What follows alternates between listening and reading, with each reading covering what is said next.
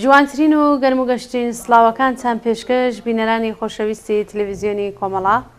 زۆر خۆشحاڵم کە جارێکی دیکە بە بەرنامەی ئاسۆی بەرابەری دەبمە میوانی ماڵەکانی ئێوەی خۆشەویست. بزوتنەوەی دادخوازان و بە تایبەتی بزوتنەوەی دایکانی داواکار لانیکەم بە درێژایی ژیانی شەرمەزارانەی کۆماری ئیسلامی ڕەگۆڕیشەی لە ئێراندا هەیە. ئەم بزوتنەوە کۆمەڵایەتیە سیاسیە تا ڕادێک ڕێکخرا و لەم دوایانەدا هەڵسوڕاوەکانی هەنگاوی بەرشاویان بەرەو ئامادەبوونی زیاتر لە کۆمەڵگا و ڕێکخستن ناوە بۆ بەدوەداچوون بۆ خودی ئەم بزوتنەوەیە و ڕۆڵی لە ئێستا و داهاتووی شۆڕشی سیاسی کۆمەڵایەتی ژن ژیان ئازادی داوامەگرە لە هاوڕێ ڕەفیق حوسێن پەناهی چالاکی سیاسی کە لەم بەرنامەیە بەشدار بێت و وەڵام بە چەند پرسیارێکمان بداتەوە. فەرمونەوەی شتا کۆتایی لەگەڵمان بن.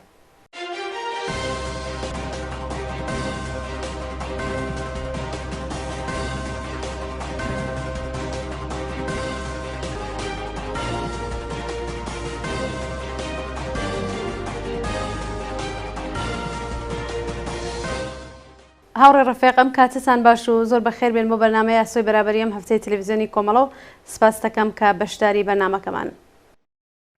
بەڵێ سەرەتا منیش ڕێز و سڵاوم هەیە لە خزمەت ئێوە و هەروەها بینەرانی خۆشەویستی کۆمەڵە تیڤی و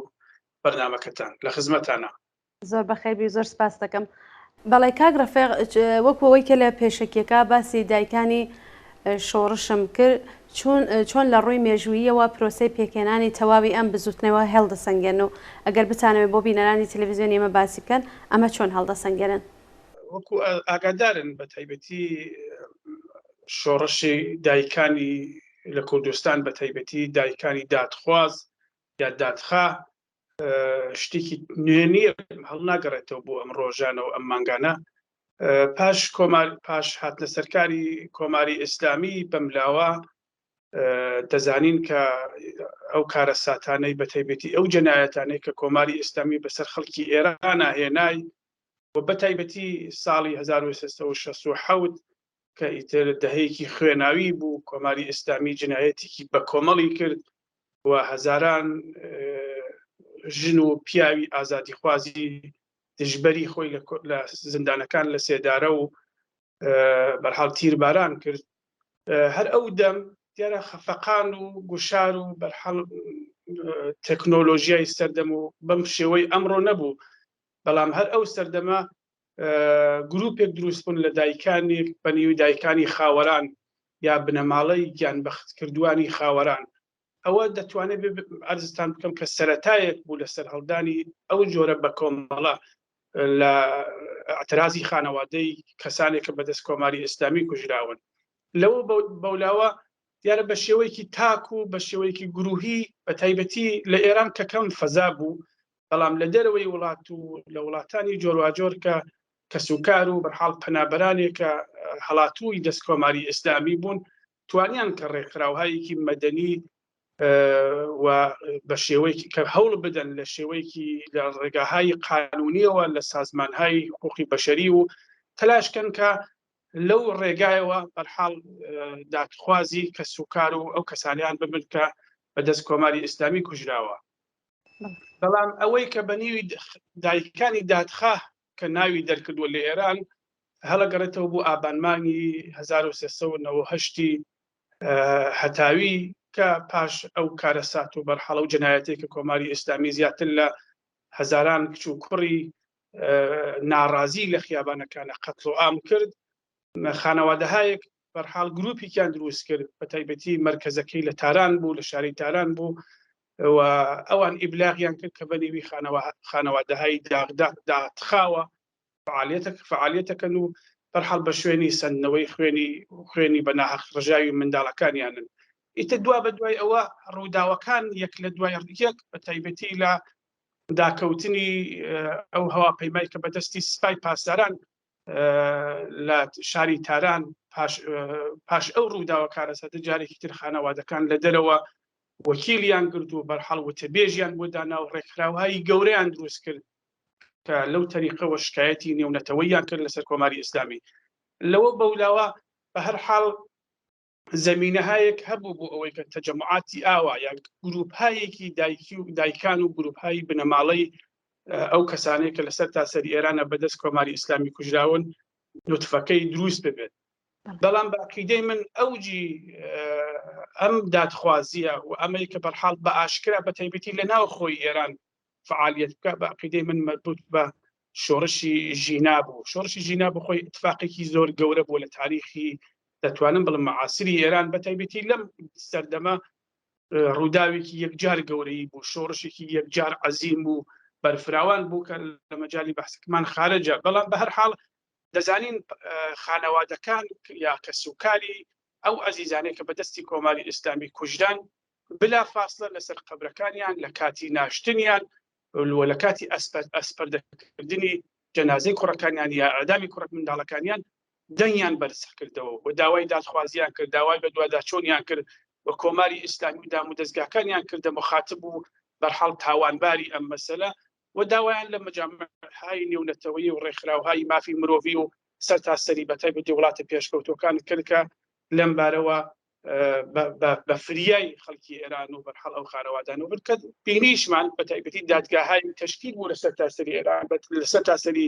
وڵاتان بەتایبەتی لە سوئد بینیمان لە چەندین وڵاتێک دادگاهای بۆ پشتیوانی لەو خانەوادانە دروست بوون.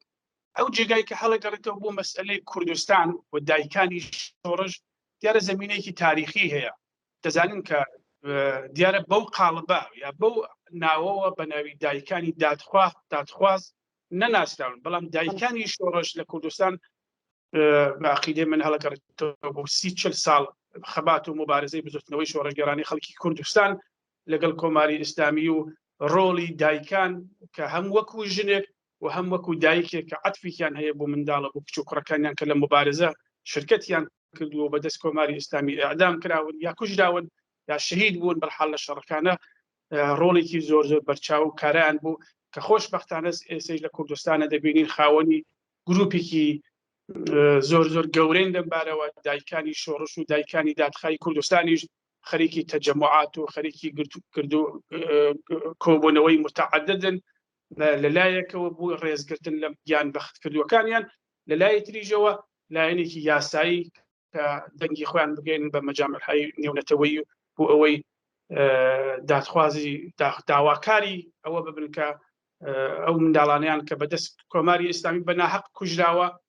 بە هەر حاڵ کۆماری ئیسلامی لەم بارەوە تاوانبار بکرێت و محاکمەیەکی جیهانی بکرێت. بەڵێ زۆر سپاس هاوڕێ ڕەفیق. هاوڕێ ڕەفیق لەم دوایانەدا بانگەشەی پێکێنانی هەڵسوڕاوانی ئەم بزوتنەوە بە تایبەت دایکان لە کوردستان جێگەی سرنج بوو. خۆشتان لە پرسیاری پێشوا وەڵامتان داوە، وەڵام ئەگەر بتانەوێت زۆرتر باسیکەن ئەوە چۆن باسەکەن؟ عرض بێدارە بە کوردستان و عرضم کرد متەفاوتە لە کوردستان مثڵەن بۆ نمونە لە باکووری کوردستان لە کوردستانی تورکیا گروپێک کات ئەگەر بە هەڵە نەبوو پێتم 6 ساڵ پێش ئێستا خۆیان ناسان بە نیوی دایکانی ئاشتی لە ڕۆژهەڵاتیش بە هەمان ئەوە عناوین بەرحاڵ دایک و ژنان بە تایبەتی کە ڕۆڵێکی کارایان بوو لەم بارەوە بە شکلهای متعدد حزوریان ئیعلامی خۆیان حزورە کرد بەرحاڵ خۆیان نەمایشەدا هاتنە سەر قەبران بەرحاڵ هاتن بۆ دادخوازی منداڵەکانیان بوون و دژی کۆماری ئیسلامی کە منداڵەکانیان کوشتووە دەنگیان بەرزەو کردووە. دەزانین کە خەفەقان و فشار و گوشار و ئەوانەی لەسەر کوردستان متەفاوتە، بەڵام بە هەر حاڵ لە کوردستان بە عقیدەی من ڕۆڵی دایکان ڕۆڵی دایکی ئازادی خوازان دایکی مبارزینی کورد بەگشتی ڕۆڵێکی یەکجار تاریخی و یەکجار گەورەیە کە ئەوە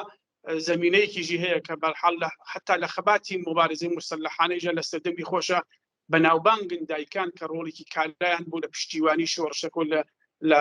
استقبال لە منداڵەکانیان کە پەیوەست بوون لە جنبشی کوردستان و ئەوانە لەم سەردەمە بە تایبەتی لە حاڵی حازرە دەبینین کە ئێستا ئیمکانێک فراهەم بووە تەکنۆلۆژیا و بەرحاڵ دەنگی کوردیش وەکو دەنگی هەموو خەڵکی ئێران بە دنیا دەگات بۆیە دایکانی کوردستانیش لەنێو بەناوهای متەفاوت دیارە وجودیان هەیە، هەر دایکانی ئاشتی هەیە، دایکانی ئینقلاب هەیە یا دایکانی شۆڕش هەیە، بەڵام بە هەر سو دەبینین ئەم دایکانەی کە پێشووتر مەسەڵەن زۆر بە تاک بوون پاش گیان بەختکردی منداڵەکانیان دەچوونە کونجی ماڵەوە و دانیشتن و بەرحاڵ دووریانە گرت یا بەرحاڵ حاڵەتێکی دەرونیان بۆ دروستە بووکە لە ماڵەکانیان حتا لە مەحەلە و لە نێو خزم و کەسی ژا خۆیان نیشان نادا دروست بە پێچەوانەی ئەمڕۆ بەشێک لە یانە خانەوادەی گیان بەخت کردووان بوون بە بەشێکی هەرە گرنگی بزوتنەوەی مەدەنی ڕۆژهەڵات کە لە ئێن حاڵە دادخوازن و داواکاریەکی مەدەنیانەیان هەیە بە تایبەتی بوو دادگاییکردنی و بە سزاگەیاندنی جنایەتکارانی کۆماری ئیسلامی کە منداڵەکانیان لەدەستداوە لە هەمان کاتیشدا خودی خۆشیان بوون بە بەشێک لەم مبارزە مەدەنیە لە دژی دیکتاتوری کە نمونەی تاریخیش لە دنیا زۆرە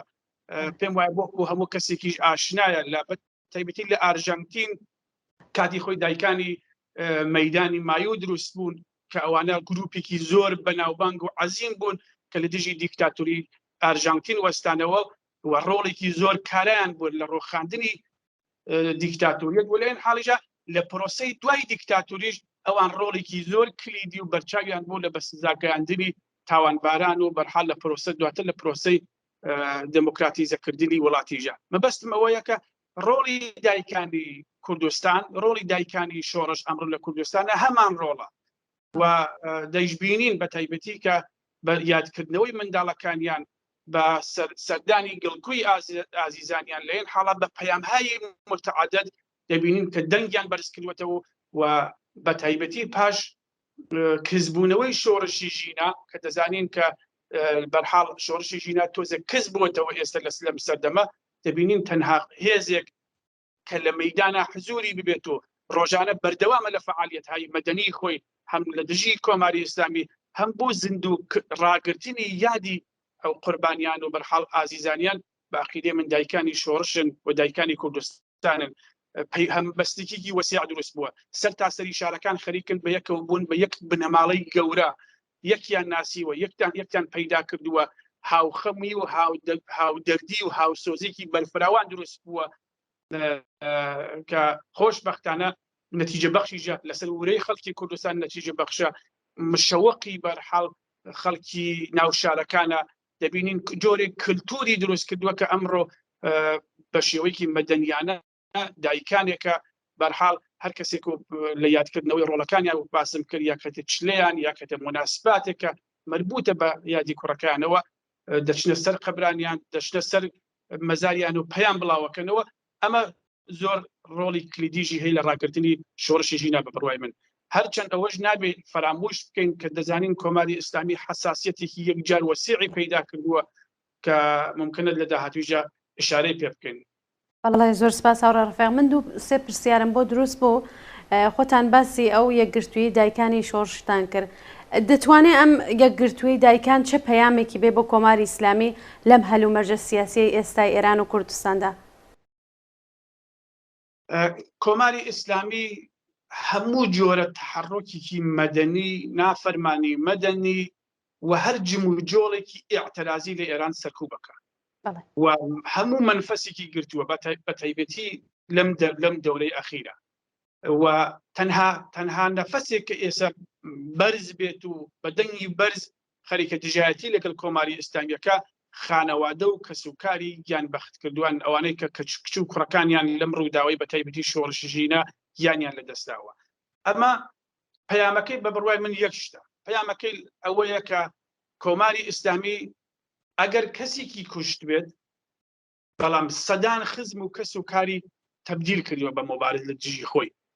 من پێم وایە ئەم پەیامە زۆر واضحە کۆماری ئیسلامی لە ماوەی تەمەنی خۆیان لە 45 ساڵی ڕابردووە بە هەزاران و بە میلیۆنها ئەغراق ناکەم ئەگەر بڵم بە میلیۆنها ئینسانی لە جامعەتی خۆیان فقط بە تەوەستیەوەی کە کەسێکی لە بنەماڵەیەک لە کەسێک کوشتووە کولی خانەوادە و کولی مەحەلە و کولی شارەکەی لە دژی خۆی ڕاپەڕاندووە من پێم وایە ئەو پەیامێکی ڕوونە خانەوادەی گیان بەخت کردوانی کوردستان و ئێرانیش بە تایبەتی بەگشتی من پێم وایە پەیامەکان لەلایەکەوە ئەوەیە کە ئەم شۆڕشە کە منداڵ و کەسوکاری ئەوان بۆی گیانی خۆیان لەو پێناوە بەخت کردووە نەخەوتوەتەوە و خانەوادەکانیان دایکیان خۆشکیان برایان باوکیان کەسوکاریان درێژە دەری ئەم ڕێبازن و ئەم ڕێگایان و لە ئێن حاڵیژە لێ خۆشبوونێک وجودی نییە کۆماری ئیسلامی دەبێ وڵام بداتەوە و لە دادگاهایەکی عادڵی داهاتووە دەبێت جنایەتکارانی کۆماری ئیسلامی محاکمە بکرێت و دەزانین کە لە اعتراضاتێکی صرف مەدەنی کە خەڵک بە دەستی خاڵی هاتووە سەر خیابانەکە بۆ داوای داواکاریەکەی مەترح کردووە کۆماری ئیسلامی بە تفەنگی ئەنواع و ئەقسام تفەنگی جۆراوجۆر تەقەی لێکردن و کوشتوێتی بۆیان پەیامە باقیدەی من زۆر ڕۆنە خانەوادەکان نیشان لەوادا کە بەشێکی زیندوو ڕاگررتنی ئەم شۆڕشە لەسەر شانی ئەوانە کە خۆشبەختانە ئەیژیبینین لە جامعەکە خانەوادەکان بوون بە سمبۆلێکی زۆر گەورە ئەم خانەوادانە بوون بە ئیلهام بە تایبەتی دایکان بوون بە ئیلهام بەخشی کولی کۆمەلگاکە کۆمەلگا تەشویقەکەن بۆ ئەوەی کە ئەم ڕێگایە بەرحاڵ درێژە پێ بدەن و لە دژی ئەم دیکتاتۆریە بوەستنەوە دایک و باوک و پیر و بە تایبەتی زۆریان بە ساڵات چوون سڵ ناکەنەوە لەوەی کۆماری ئیسلامی چیان بەسەرا تێرێت وەختێک دایک و باوکێکی بە ساڵات چوون منداڵێکی تەمەن 18 ساڵیان شەهید بوو یا کوژراوە بەدەست کۆماری ئیسلامی بۆ خۆیان یانە ژیانیان نەماوە بۆیە ئامادەگی هەموو شتێکیان هەیە و سڵیش ناکەنەوە لە کۆماری ئیسلامی لە بەرامبەر ئەو خواست و مطالباتیانە کە هیوادارم مەجامعی نێونەتەوەی بە تایبەتی دادگاهای عادڵی جیهانی لەم بارەوە دەنگ بەرز بکەنەوە و بە تایبەتی جنایەتکارانی کۆماری ئیسلامی بە چالش بکێشن و لەم بارەوە لە دادگاهایە هەوڵ بدەن کە خوێنی بە ناحەق ڕژاوی ئەو هەزاران هەزار کچ و کوڕ ئازادی خوازەی خەڵکی ئێران بە فێڕۆ نەڕوان. بەڵێ زۆر سپاس هاوڕێ ڕەفیق. هاوڕێ ڕەفیق، ڕێبەرانی ڕژیم و کاربەدەستانی گوشاریان بۆ سەر تێکۆشەرانی ئەم بزوتنەوەیە زیاد کردووە. هۆکارەکەی چییە یان دەتوانین بژین ئەو ترسە چییە کە ڕژیم هەیەی لەم بزوتنەوەیە؟ کۆماری ئیسلامی زۆری هەڵدا لە منتەقەکە ئەوەی ئیسلاحان پێڵن تەنش زۆدایی بکات، یعنی مەجامعی نێونەتەوەی شل بکاتەوە بۆ سەرکوبی داخلی. ئەمە هەدەفی ئەمە سیاسەتێکی کۆماری ئیسلامی لە مێژووی خۆیان ناسراوە. کۆماری ئیسلامی بە خەیاڵی خۆی پێ وایە شۆڕشی ژینای سەرکوت کردووە، بەڵام من پێم وایە ئەو شۆڕشە بەرینە کۆمەڵایەتیە پێشکەوتن خوازانەیە کە چووە ناخی کۆمەلگاکەوە سەرکوت نەکراوە. ممکنە مەقتعی بە شێوەیەکی کاتی ئاگاهانە بە تایبەتی لە کوردستان، ئەمە زۆر سەدقەکە لە کوردستان ممکنە ئاگاهانە خۆی دامرکا بێت یا بەرحاڵ کزیکی بینی بێتەوە، بەڵام ئەم ژی لە مۆیە هەر ئەن ممکنە بگەشێتەوە بشێتەوە بە گشت کۆماری ئیسلامیە. بۆیە کۆماری ئیسلامی لە هەوڵایە کە کولی ئەم جنبشە کولی ئەمە بە هەموو خەباتی مەدەنیەکەی ژێوە هەمووی سەرکوتکە و هیچ شێوەیەکی ئاعترازی و هیچ ڕێگایەک نێڵێتەوە لە فەراموشی ژینەکەین کە بەرەو ساڵیادی مەرگی ژینای ئازیز ئەڕۆین و ئەمە احتمالێکی زۆر قەوی هەیە لە ساڵیادی ژینادا خەڵکی کوردستان بە تایبەتی و خەڵکی ئێرانیش بیانەیە واکۆنشی گەورە نیشان بدەنەوە کە ئەم ڕۆژانش بینیومانە جگە لە خانەوادەکان دەستی کردووە بە بگیر و ببند و بەرحاڵ گوشارهێنان بۆ سەر فعالین و چالاکوانانی مەدەنی لە شارەکان هەر ئەمڕۆ لە سەقس 6 کەس گیراون. ئەوە نمونەی لەوادا کە کۆماری ئیسلامی تەحمل ناکات، دیارە هیچ کێشەیەکی بۆ حل نابی کێشەکانی خۆی، نە فکری نە سیاسی نە اقتصادی هیچێکی بۆ حل نابێت. معترزینی کۆمەلگای ئێرانی ڕۆژ بە ڕۆژ خەریکە زیاد دەکەن و ئەمە وەکو زەمین لەرزەیە کە بەژێر زەوی ئێرانە هاتوچۆکات و هەر ئان ممکنە دووبارە بتەقێتەوە. بۆیە تەنها ڕێگایەک تەنها ئەبزارێکە کۆماری ئیسلامی شەک ببات و پێپەیوەست ببێت بۆ ئەوەی کە بێت سەرکوتی خەڵکە. بینیژمان مەسەڵەن دایکان و خانەوادەکانی گیان بەختکردوانی شاری سنە ماوەیەک پێشەژە کە سەردانی سەقز و بۆکانیان کرد بە مەبەستی سەردان و گەڵکوی ژینا و یادکردنەوە لەگەڵ ئەو قوربانیەکانی خۆیان تەحملی نەکرد، گرتیانی بازجوویانی کرد، زندانی کرد، زەردانیانی کرد، بە وەسیقەی زۆر گەورە ئازادیانی کردووە. ئەوەش کە ئازاد بووە هێشتا دادگایەکانی ماوە ئەمڕۆ من معلوماتم پێگەیشتووە کە بەشە لەو خانەوادانە حکمی 6 مانگ و 1 ساڵی پیانداوە. ئەوە نیشان لەوادا کە کۆماری ئیسلامی بە تایبەتی لە کوردستانیش کە ئیتر هەموومان ئەزانین حساسیەتەکان بەنسبەت کوردستانەوە چۆنە تەلاشەکە بە هەموو توانیەوە ئەم شۆڕشە بێدەن کات و خەفەی بکە کە ئەوە پێم وایە مەحاڵە کۆماری ئیسلامی بە هیچ شێوەیەک ناتوانێت کنترۆلی اعتراضات و ناڕەزایەتی خەڵکی کوردستان و خەڵکی ئێرانیش بەگشتی بکات و ئەو گوشار و فشارهێنانەیش لەم دەورانە هەمووی بەقتعیە، چۆن خەڵکی ئێران و کوردستان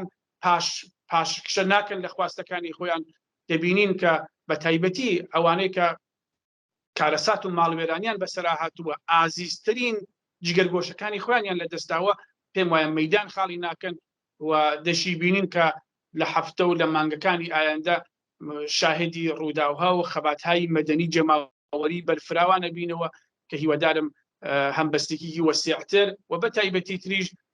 پێم خۆش بوو لەوەش بۆ وەکو فرسەتێک ئیستفادە بکەم خانەوادەی یان بەختکردوانی کوردستان نابێ بێ پشتیوان ببینەوە لەم سەردەمە ئەرکێکی ئیخلاقی ئینسانی و مەبارزە و خەباتکارانەی خەڵکی کوردستانە بە هەموو شێوەیەک پشتیوانیان بن پاڵپشتیان بن ئەگەر کەس و کاریان تووشی ئاسیبی ئیجتماعی بووە لە ڕووی فکریەوە هەوڵ بدەن پشتیان بگرن ساپۆرتیان بکەن ئەگەر لە ڕووی ماڵیەوە کەمبودێکیان هەیە بۆیان قەرەبوو بکەنەوە و ئەوانە سەرمایەهایەکی گەورەی عەزیمی کۆمەڵایەتین ئێمە دەبێت بە هەموو شێوەی وەکو چاومان وەکو بیان پارێزین و ئاگامان لیان ببێت.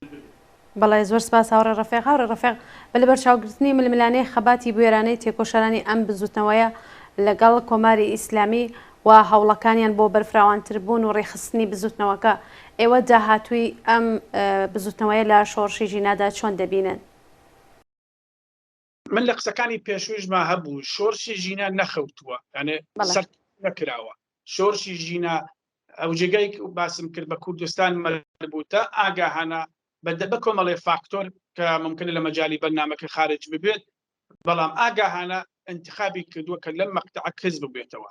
بەڵام جموجۆڵی ئیجتماعی و مبارزاتی لە بەتری کۆمەلگاکە هەر کەماکان مەوجودە بزوتنەوەی دادخوازیش بزوتنەوەی دایکان و خانەوادەی گیان بەخت کردووان بەشێکە لە بزوتنەوەیکی وەسیع و جەماوەری اعتراضی لە دژی کۆماری ئیسلامی من عەقیدەم وایە کۆماری ئیسلامی سەرکەوتوو نابێت لە سەرکوتی ئەم هەموو ناڕەزایەتیە بۆ لە ئین حاڵیژە هەزار ساد و سەودا و هەزار مۆزاکرە و هەموو دانیشتێکیش بکات لەسەر تاسەری جیهان وەعزی اقتصادی و بارودۆخی ئیجتماعی بە تایبەتی کە ڕۆژانە ئێمە دەیبینین لە شارەکانی ئێرانە لەسەر مەسەلەی حجاب لەسەر وەلبە تایبەتی لە زیندانە ئێمە شاهدی چ خۆڕاگری و چ پەیامهایەکە لەلایەن مبارزان و خەباتکاران و لە زیندانەکانەوە تێتر دەرەوە بۆیە کۆماری ئیسلامی ئەمەی پێسەرکوت ناکردین و من پێم وایە لە دوورنمایەکی نەچەندان دوور ئێمە شاهدی جارێکی تر سەر هەڵدان و خرۆشانی جەماوەری دیارە بە مۆدلهای مختلفەوە دەبین و کە هیوادارم ئەو جار لە شۆڕشەکانی داهاتووە قشری ئەسلاحەن پێڵەن خاکستەری یا قشری بێدەنگی کۆمەلگاکە کە نەهاتن لە شۆڕشی ژینا پێوە پەیوەست بن و هیوادارم نەتیجەی هەموو ئەم خەبات و قوربانیەی کە 44 ساڵ 45 ساڵە خەڵکی ئێران بۆ یەدەن نەهایەتەن منجر بێ بە سەرنگونی کۆماری ئیسلامی و بنیادنانی حکوومەتێکی عادڵ و دادپەروەر و پڕ لە یەکسانی و پڕ لە خۆشگوزەرانی و ئاوەدانی بۆ خەڵکی ئێران و بە تایبەتی بۆ کوردستانیش. بەڵێ زۆر سپاس هاوڕێ ڕەفیق. من پرسیارێکم نەواوە ئەگەر خۆتان خاڵێکی نەگوتراو هەیە کە پێتان وایە بێ ئاماژەی پێ بکەن فەرموون. نەخێ منیش ئەرزەکەم نەماوە سپاس بۆ ئەو دەرفەتەی بە منتاندا فقط لە کۆتاییە جارێکی تر سڵاو ڕێز و خۆشەویستی خۆمەنێرم بۆ سەرجەم یان بەختکردوانی شۆڕشی ژینا و هەموو بزوتنەوەی ئازادی خوازانەی خەڵکی ئێران و کوردستان بەگشتی من پێم وایە ئەو ڕۆژانە ڕۆژانێکی حەساس و ڕۆژانێکی چارەنووسسازە بۆ هەموو لایەکمان بۆیە دەزانین کە خەڵکی کوردستان لە شۆڕشی ژینا چ زەریفێت و پۆتانسیێلێکی گەورەیان لە خۆیان نیشاندا من پێم وایە ئەو دەسمایەکی زۆر گەورەیە بۆ خەباتی داهاتوومان بەڵام مەرجەکەی ئەوەیە کە یەکگرتووی خەڵکی کوردستان و یەکگرتووی سفوفی مبارزینی خەڵکی کوردستان دەبێت لە ئەولەویەتی هەموو کردەوەیەکمان ببێت کە هیوادارم نەتیجەی ڕەنج و خەسار و ماڵوێرانی و کارەسات هەیە کە بەسەر خەڵکی کوردستان هاتووە لە ماوەی ئەو ساڵانەدا منجر بێ بەو ئیتفاقە خۆشەی کە ئێمە نجاتمان بێ بەدەست ئەم دیکتاتوریە و چی درێمە شاهدی خوێن ڕشتن و چی تر شاهدی ماڵوێرانی و کارەسات نەبین و هیوای سەرکەوتن بۆ ئێوە و بۆ شۆڕشەکەمان لە کوردستانی ڕۆژهەڵات. بەڵێ جارێکی تر سپاس بۆ ئێوە هاوڕێ ڕەفیق حسین پەنایی چالاکی سیاسی کە لە بەرنامەی ئاسوی بەرابەری ئەم هەفتەی تەلەڤیزیۆنی کۆمەڵا بەشدار بوون. زۆر سپاس. زۆر سپاس بۆ ئێوەش. زۆر سپاس. بەڵێ بینەرانی خۆشەویست سپاس بۆ ئەوەی کە تا ئێستا لەگەڵمان بوون تا بەرنامەیەکی تر و هەفتەیەکی تر ماڵاوە.